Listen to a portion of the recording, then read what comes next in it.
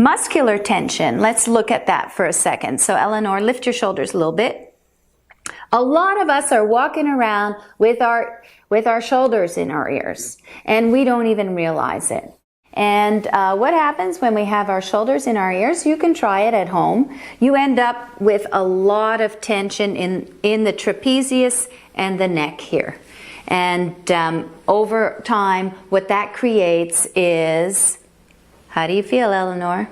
Uncomfortable. Yeah, uncomfortable. And over time, it creates a chronic rigidity, and that chronic rigidity can lead to headaches or neck aches or upper back aches.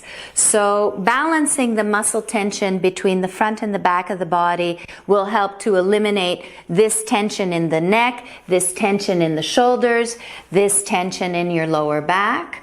And that will also allow you to improve your range of motion. So if we go back here for a second, and Eleanor's like that, see, this is going to affect how you can use your joints. And so when your joints are not properly balanced, then you reduce what's called your range of motion.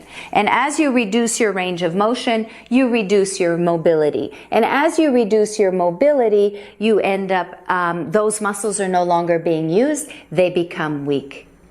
So over time, from the lack of use, your body becomes molded in a form. It becomes rigid because you're not stretching and contracting and stretching and contracting.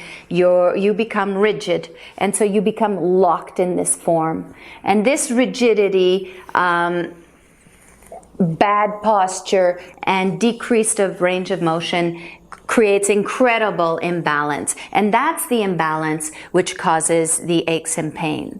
And then once you have your aches and pains, your fear of having pain causes you to compensate, avoid doing this, or shifting to not feel that pain.